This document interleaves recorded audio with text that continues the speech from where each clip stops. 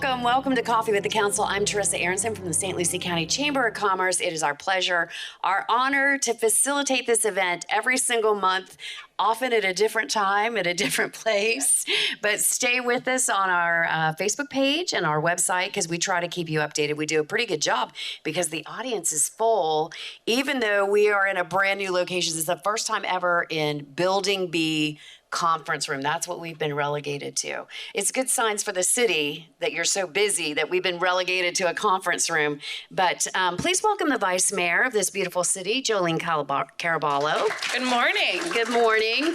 I haven't had coffee yet, so I already screwed up your name, but I quickly fixed it. Well, we got Steamworks here. Steamworks is with us as always, offering muffins and high octane coffee, I feel like, but it's totally worth it. Tell them what you want. Cream, sugar. I like black coffee. Black. Because, as I tell all my friends, I'm very low maintenance. Yeah, I have to go right for the coffee. Right for the coffee. No, this is a great location. Mr. Dramus walked in a minute ago. Yeah. And I told him, I said, we might have to do it here again. It's nice and cozy. It is a little cozy. I feel, I don't know if it's the sound, but my voice seems really high-pitched. It's the speaker. Yeah. It's throwing me off a little bit. I sound a little whiny. But that's okay. We're going to behave today. Yes, we are. We are. I'm going to get coffee. That's going to help. I'm going to introduce our other co-host. And I was telling you, she does a lot of shows with me. She lost her sister. She doesn't like to stay home too much. And usually if I have a light day, she'll come with me to the office. But she likes to do the shows. She has a little shirt. I forgot to put it on her that says co-host on it for her shows that she does with me. We need to get her a City of Port St. Lucie shirt. We should. She will just sit here very quietly the entire time. She's not much of a conversationalist. She doesn't really bring much to the table, but she at least will sit quietly. She's like a spirit animal. She relaxes me. Yeah. She did come from the Humane Society. I think that's always important to say, that we are Humane Society adopters always, and she was one of those. I got her at 8 months from the Humane Society 12 years ago. Yeah. I don't have dogs anymore. I love dogs, but I have 2 cats, and they both came from the Humane Society. Yeah. So shout out to Bailey and Cooper, who are at home right now, probably knocked out next to my daughter. Oh, yeah. This is Babs, everybody. This is Babs. So, yeah. Well, thank you. And yeah, I will take a cup of black coffee if you can spare it, Michael. Michael's going to bring it up. Michael is the proprietor of Steamworks. It's a locally owned and run business. We were just talking about some of the great artisan food. And I don't know what artisan means, but I feel like it sounded artful. So I'm just going to say it's artisan. But what did you say, Jared? The nutty monkey. The nutty monkey. The Argent. And a candied waffle. Which is the Argent, which is delicious. That's the Argent that you delicious. like. Okay, very good. So thank Edison. you. And what is the Edison? Edison is a sandwich. It's like a egg, cheese, and bacon sandwich. It's really good. Very nice. And they come with, is it hash browns? It's like a hash tater tots. Tater tots. Don't get too highbrow with your hash browns. They're tater tots. I like my tater tots, though. Those are They're my favorite. delicious. Yes. Yeah. Well, very good. Well, thank you, Michael. Michael's been such a good partner for us. And he won a Business and Industry Award in January. Congratulations. Not surprised. Yes, his mother was so proud. I love it. All right, what do we got going on? It's been a while since you've done the show with me, so I'm happy to have you. It's nice. Excited. I know, it's been a minute. Yeah. Well, today, I'm really excited. This council is always looking at bringing information as quickly as possible to the residents because you guys know what it's like. You open up the paper, you open up Facebook, you open up Nextdoor, whatever it is that you like to get some information from, and it's just constant lists of things, and then the city puts out stuff and it can be 10 pages long and no one has time to read 10 pages. So our staff developed, it was last month, this item called Pulse Point, which I'm actually going to use today to kind of give you your update. And that's once a month. We're just going to really have very short, brief, just touch points of what's going on currently in the city, what has been going on. So you can get a quick update without having to spend your entire day figuring out what's been up. So first thing is the Citizen Summit just happened. Yeah, I heard it was great. It was successful and very successful. Over 900 people showed up. Oh, wow. And so for those that don't know what the Citizen Summit really is for is that is the beginning of our planning process and our input process to allow us to prepare for our next step of the year, which is strategic plan. It kind of always goes in this circle. So essentially the Citizen Summit is this gathering that we have at the community center once a year. occurs around the same time of year every year, and you just get to go in and meet with all of the different departments there. We have tables for everything, and you get to just ask those questions that you've been wondering about in your community, and you also get to provide feedback. My favorite feedback game is they give you money. So they give you money, and they give you almost like we're going to pretend we're giving you back your tax money in a sense, and you get to go in and pick the projects that you really feel strongly about that need to be improved in the city. And we look at that by the dollar amount that's raised, and obviously not surprised at all. Council is not surprised by this. Can we guess? Is this a game for us today? Would you like to guess what was number one? Anybody have a guess? Let's play a game. Yes. Jared.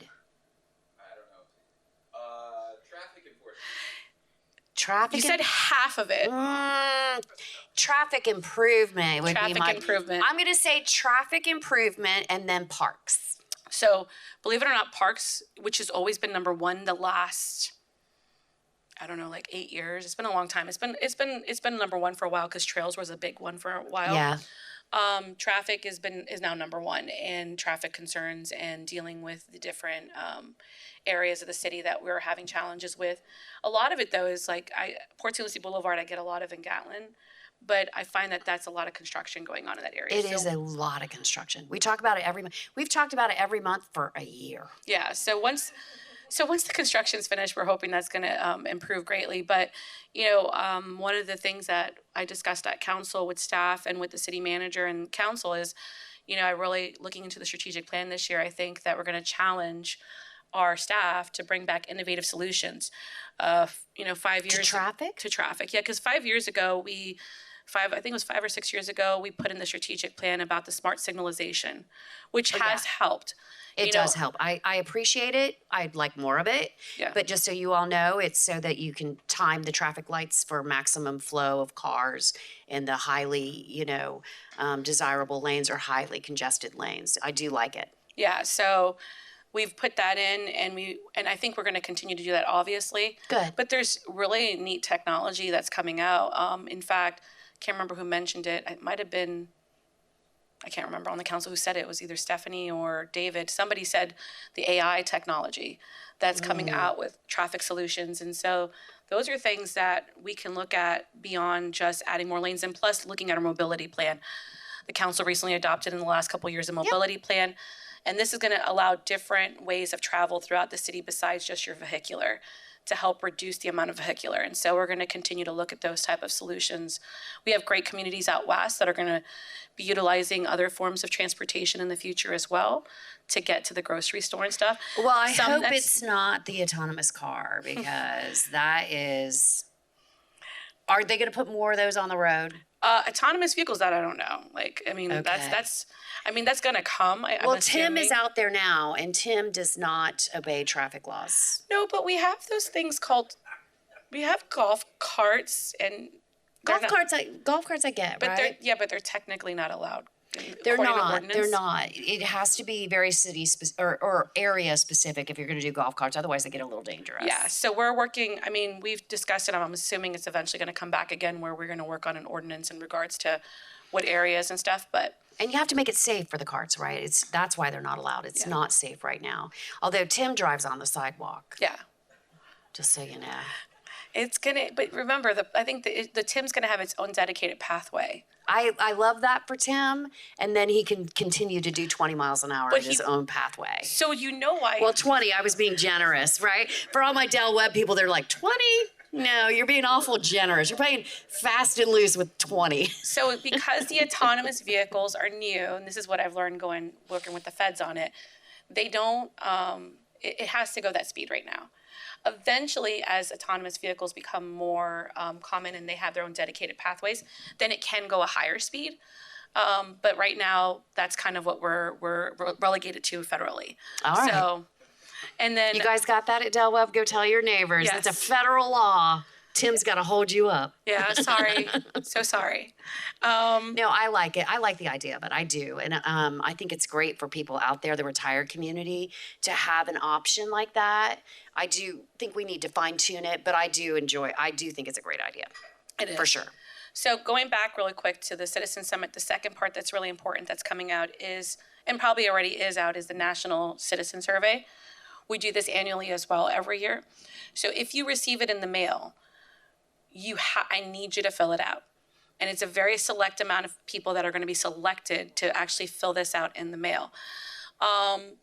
You can do them online. And what we have found is the online and the mail usually come in about the same.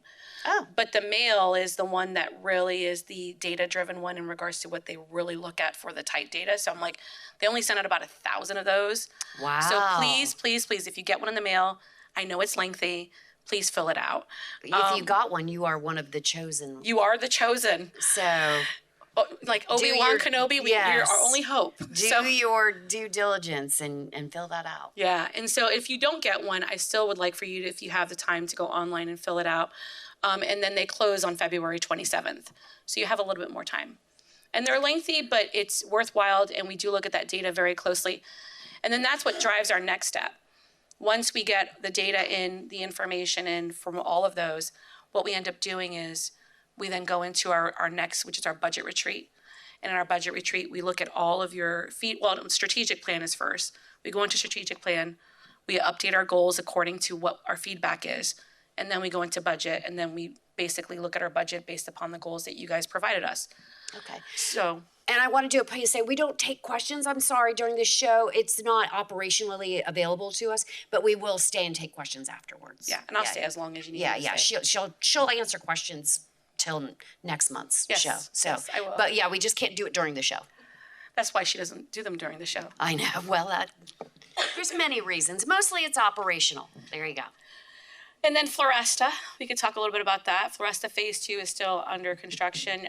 Thornhill. Phase 2 is the southernmost part before Port St. Lucie. Where's Phase 2? Phase 2 is in the middle. Oh, in the middle. Phase 2 is between the Elkham Bridge and Crosstown. That's right. Okay. So that's the middle portion. And just kind of FYI, I think it's February 19th. Thornhill West is going to be closed because that's where they're going to put the next improvement in. And I think it's closed until like March. I want to say it's like early March. I don't have the date in my head. Okay. But we've also done sidewalks recently on Import Drive, Inca Terrace to Savage Boulevard in District 2.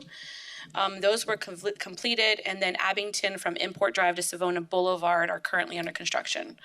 And sidewalk. Yep. Now, is the sidewalk plan master plan still on the website? Yes. Okay, so you can actually go see where the sidewalks are coming next. Correct. And what is the priority projects. Correct. Okay, good. Yep, and those are all based upon, again, the data that we receive from our traffic. So if there's more traffic, sometimes we move things up on the list depending.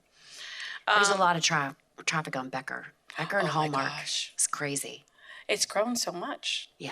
And I have an update about that at the end because everyone's going to be like, whoa, like when I tell them how many houses we still have left to go that are entitled, because I want people to know that as much as we all probably say, can we take a pause? I know. I would like to breathe too. I would too. And I know I'm the chamber, but I get it.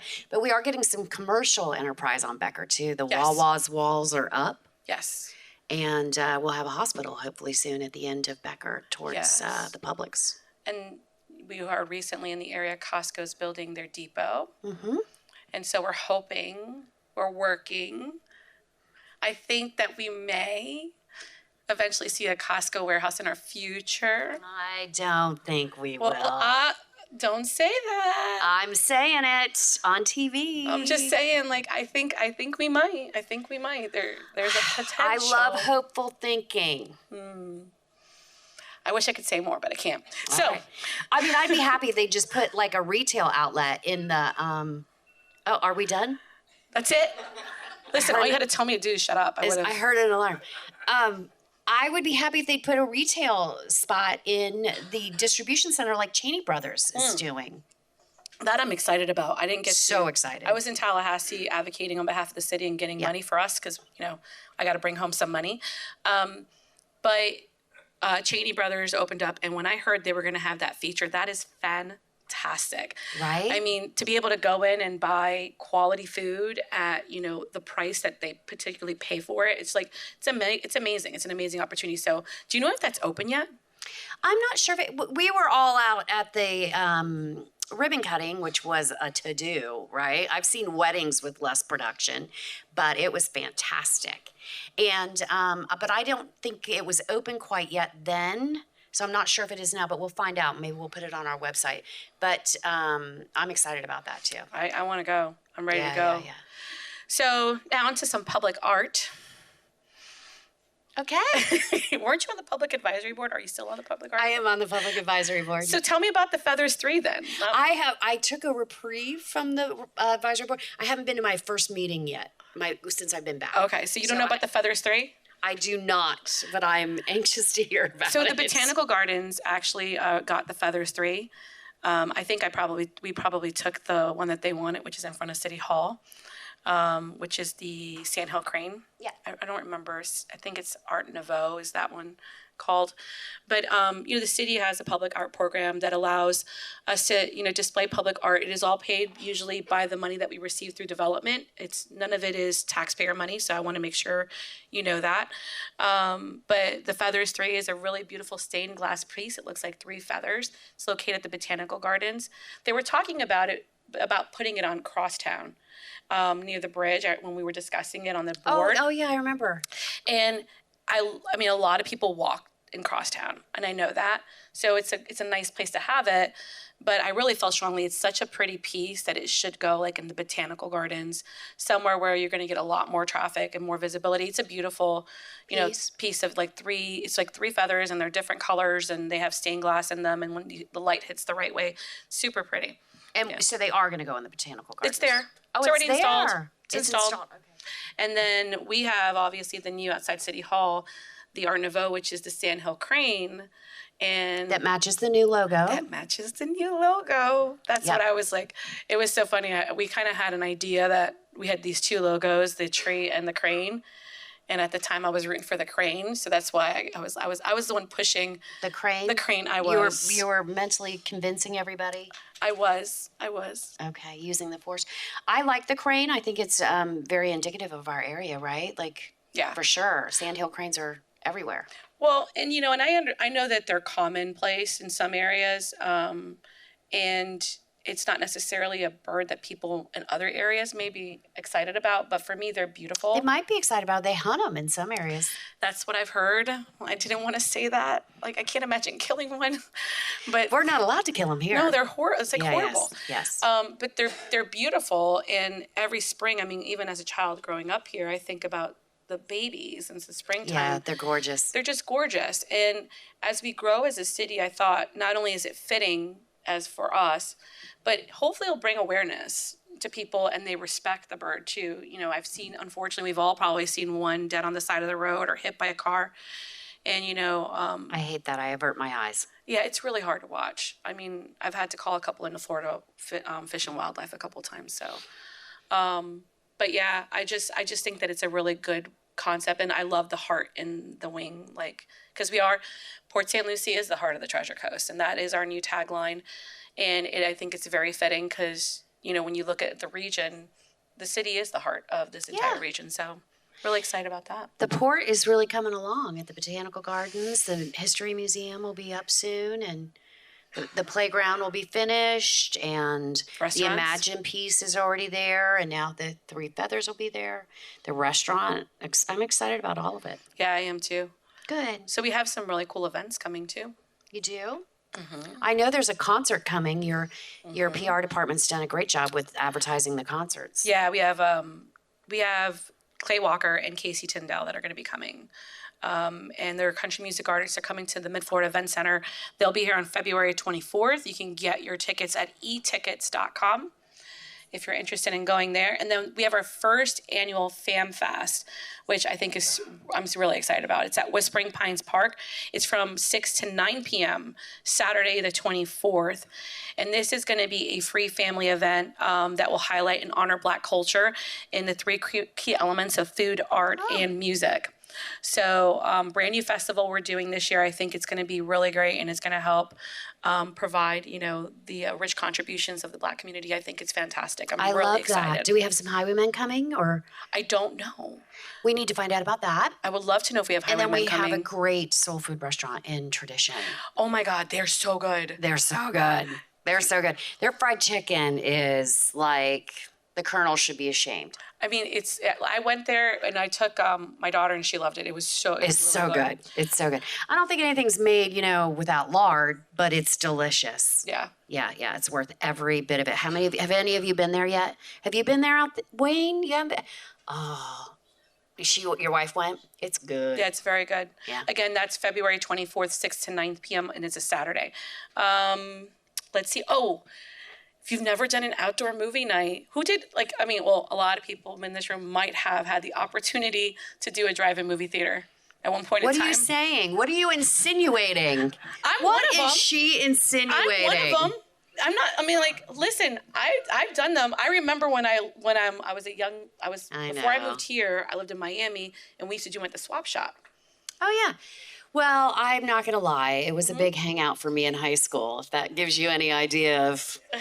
What were you doing at your movies? You were just watching movies? I was watching the movie, eating popcorn. Very innocently. So I did one of these with my kids during the holidays. We did Polar Express. And it was fantastic because the city brings out popcorn and all kinds of stuff for the kids. And I think Kona Ice, I don't know if Kona Ice is going to be there again this time, but Kona Ice was there. And it was so much fun. I mean, still memories. They had photo booths. So the kids took photo booth pictures by all the ornaments. And to this day, the pictures are up in my fridge. Like, it was, her dance company came out too. So we had a bunch of the kids so you out had entertainment? Or no, they just were hanging out? No, they weren't going to dance. Oh, okay. I try to get them to, but they're just like, they only do it on stage when. Oh, they need proper setting. I don't understand it. I don't get it. Yes. I'm like, you will dance in front of thousands, but then you won't dance in front of two. Like, I don't know. It's not the right surface. I guess. But it's the Super Mario Brothers movie. Oh, very nice. And that's going to be on February 16th at 7 p.m. at the Mid-Florida Event Center. Outside. Very nice. The weather's probably still going to be beautiful. Today's a nice River day. Nights are back, right? Oh, my God. River Nights are back. Yeah. They're still at the Mid-Florida Event Center. Oh, no, Rivergate Park. They're at Rivergate Park. And, I like that side, but I can't wait till it goes back to the other side. When it goes back to the port, yeah. When it goes back to the port, that's going to be great. And what's going to be awesome is by that time, the boardwalk will be finished. Oh, yeah. So you'll have that connection where you can actually walk all the way down to the boardwalk. All the way up to the park, right? Veterans Park? Yeah, good. Yeah, it'll be really nice. And we had a lot of boats coming, in and out, and they were running out of dock space. So at least now, once it's connected, you can actually park in other areas and then get over. So and walk down. Yeah. Good. Let's see. What else do I have? Well, we did get a Bloomberg Award. And explain a Bloomberg Award to everybody. So a What Works certificate is a What Works City certificate, and we're working currently with Bloomberg to evaluate all of our processes and procedures in the cities to improve what we're currently doing. But we are doing some things obviously right, and we were recognized for the policy decisions we make and the processes and how we deal with the community and how we do our community outreach. Listen. It's okay. We'll stop. So our community outreach and all the ways that we, as a team, but it's not just council, our staff and all the innovative solutions. And we got a What Works City Award for what we've done from Bloomberg. But we are working with the Harvard Institute. The mayor has been attending these conferences on behalf of the council because only one person can go to work and bring back these solutions and we're going to be doing something special in the future with it. I heard we're going to be hearing about it at the winter retreat. Okay. So I don't have that information because I believe she's bringing that forward. So I'm interested in seeing what she's going to tell us that we could potentially look to work towards and work with Harvard. I mean, Harvard is an amazing institute when it comes to and she did talk about that a little bit last month, so that is exciting. And what's really cool about this, and I know that people might say, well, the city is doing all this, and how much is this costing? Bloomberg and Harvard is paying for this. Yes, it's a scholarship or a grant, actually. Yeah, it's a scholarship, and they actually invite you. Have to be invited as a city to actually participate, and then the expenses are covered by them, which gives us an excellent opportunity to be able to have our city evaluated and kind of been just roundtabled with other cities, and not just in the United States, worldwide. Right. I heard that there's people from all over the world that actually are on these panels with the city of Port St. Lucie at the same time, which is pretty amazing. So you get a worldwide view versus even just what we do here in the U.S. Exciting. Yeah. And so now for the good stuff. Let's see. Did we do any bad stuff? We don't. Well, the good stuff, what people want to hear is, okay. I left the public works piece last. Okay. You think Public Works is the big draw? I'm gonna see how traffic I want to see how improvements. this plays out. Okay. Traffic improvements. Good. We did 3 public meetings. Really important. If you have an opportunity to go to a public meeting that has to do with your neighborhood in regards to infrastructure, please, please, please, if you're available, attend. Recently, we had California. That is obviously going to be a very heavy discussion. We obviously, there's it's going to happen. We have to expand California. The right of way is there. It's part of our sales tax initiative that came forward, and it's in our CIP. But there are legitimate concerns that residents have in regards to the potential impacts of sound or additional traffic. And so that gives us the opportunity to hear those concerns. And then as we build out that project, to be able to then try to mitigate for those concerns early on in the plan. We did that with Floresta. Yep. Floresta is a perfect example of that. When we did Floresta, we had several neighborhood workshops, and it was supposed to be 4 lanes. I mean, Floresta was supposed to be a 4-lane road, and the residents were so adamant that they're just like, we don't really want 4 lanes. It's going to be right on top of our driveway, essentially. And we listened to those concerns and we made it work, and we are now only 2 lanes. We have a middle lane that some people don't like, and I understand that. I get that, but we have to move traffic throughout the city. I mean, I totally get it. I wouldn't want to either. So we've never done a show in a director's chair before. This is not optimal seating for Babs and I. I'm just a little squirmy. I apologize. Anyway, my foot's asleep, but I have something to add here. I was going to say, Babs looks really comfortable. I'm glad she is. I'm like, she's just sitting there like looking around. She's like, hey, everybody. Yeah, look at me. I'm just saying. But yeah, we have to move traffic throughout the city. We do. And you got to have one or the other. You can't have them both. And it's hard. It's hard for people. I get it. But there was no infrastructure built into the city. So every major or potential major thoroughway has houses on it. Yeah, and I think that when you look at the older city versus the newer sides of the city, and St. Lucie West, even though the master plan has been in the works for 30 plus years, when it was created, that was the newer part of the city before tradition. Yeah. And so the council of the time had the vision and said, okay, California needs to have all this right away, knowing full well that that's going to be an arterial and that has to have more traffic go down. We didn't have that luxury of Floresta. Floresta had the smallest right-of-way in the entire city, only 80 feet of right-of-way. Exactly. So we were very limited. If we were going to do 4 lanes, we would have to take a whole section of houses in order to do that. So that would have been very costly for the city. And if you remember the last eminent domain project, it will not be fun. No, it's not fun. No, people really don't like you when you... No. They do. I actually had somebody bring it up to me the other day. How long's the crosstown been? 30 plus years. I had a resident that was still a little upset about it. I believe it. It's tough, but it's just one of those things that, unfortunately, because the city hadn't planned out that piece of it. But Crosstown is working fabulously. So California is one of those areas. South Bend, eventually also has been a big topic of concern in that community that I've had in my district. And it's not even in the project list yet, but we do need to get it on the project list because we have a lot of traffic that's going to South Bend. So they're difficult conversations, but that doesn't mean just because that road is coming that your input isn't valuable. And that's what I want to make sure people understand. That input is valuable because that's going to allow us to build the roadway in the best possible way that is going to fit in with what you want to see in your city. So maybe it's more beautification, or maybe it's, putting in, right now with South Bend, we've put in a lot of the, I think it's called Calusa bushes. Yes. I'm so sorry for an arborist if I'm butchering that. But the Calusa hedges, and those get really tall and they grow really fast. So my hope is, and that's why I really asked to have them put in, was if we put those in and they get tall, then when we do have to expand the road, the visibility for you in the backyard isn't going to be as harsh as later, when you have to sit there and wait for them to grow. So we're trying to plan for it as best as possible. So here's the fun number, right? I'm going to read directly because this one I don't want to get wrong. So Planning and Zoning released their final calculations for numbers of dwelling units through the end of 2023.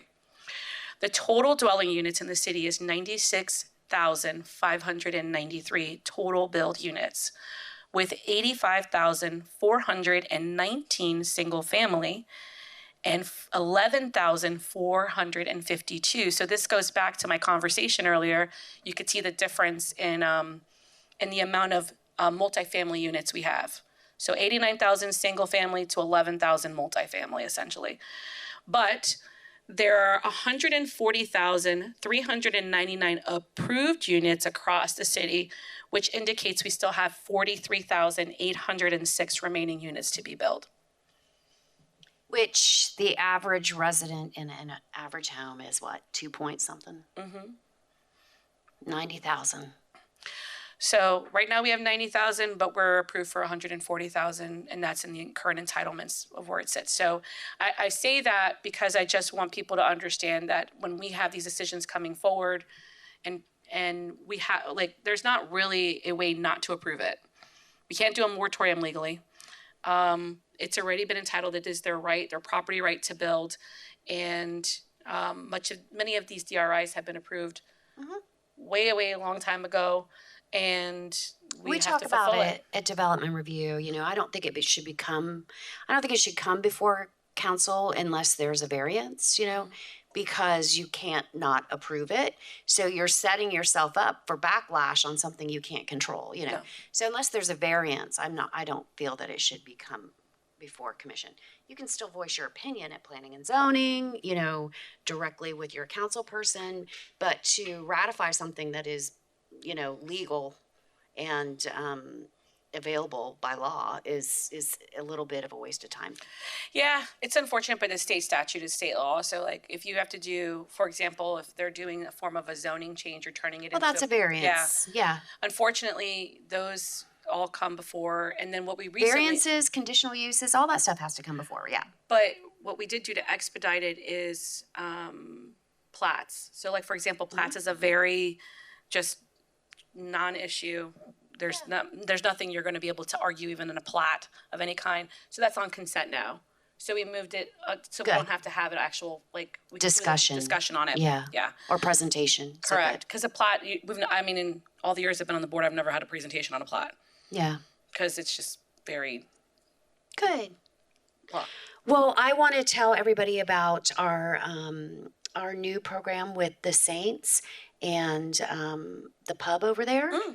We do a speaker series. We just had our very first one. It was in January. It was with City Manager Jesus Morejo. You were there. And we had a good crowd. You came. I thank you for coming. I do appreciate that very much. But we had a good crowd. And then after Jesus spoke, we did some bingo.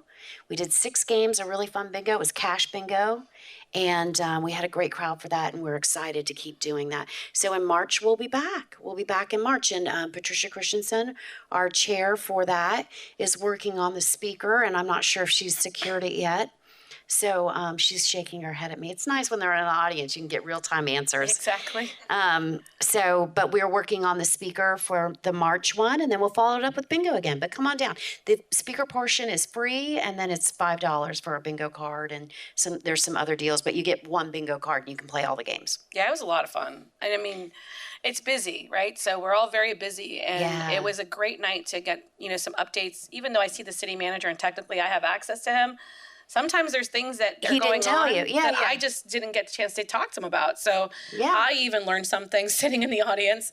And then, we got to play some bingo. And it's not like an all-night bingo and doesn't drag on. We play 6 games for cash, and then we get out. And then who had the funnest table? That's all I'm saying. I know. The vice mayor was enjoying herself. She was relaxing, maybe had a glass of wine, if that, but still nice. So if you want to have fun, come out to bingo, find my table, because we're going to have a good time. Yeah, I promise you that. 3rd Tuesday at the Saints Pub. Yeah. Very good. All right. Anything else before we start taking questions? You got one more thing? Just one more. Okay.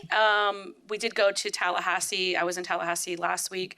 There's some things going on that I'm very concerned with in regards to some preemption. There always is. I'll briefly bring them up. There's a discussion of potentially putting the homestead exemption on a ballot that is going to... it's gonna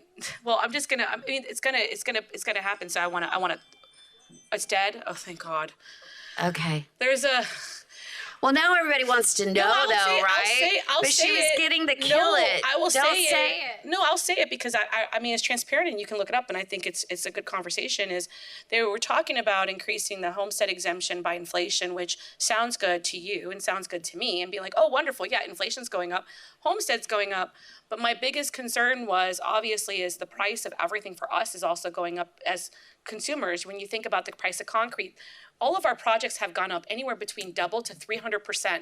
And I can actually show you that. So when they were like saying, we're going to increase it by inflation, my eyes were like, but everything that we're putting out, payroll, everything is going up. So how is the city going to be able to maintain its budget and the quality of service that you guys are expecting at that rate? So while sometimes things sound good in the surface, and trust me, I pay taxes too, I'm like, that isn't smart business. Well, let's just say what it is. It's another attempt to take away home rule. Yeah, it is. If they can defund you, you'll have no power. Yeah, well, and that's what's scary. So it's like, and then who's going to take care of it? Because someone's got to make sure your trash is picked up. Someone's got to make sure you got a sidewalk. Someone's got to make sure you got a road. So, but I will talk about positive stuff. The youth council came. Okay. Last year, we started a youth council.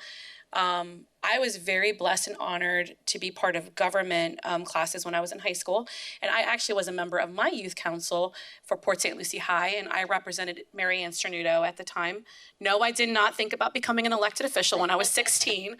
I did it just as a volunteer thing, and it's so nice to see that program come back.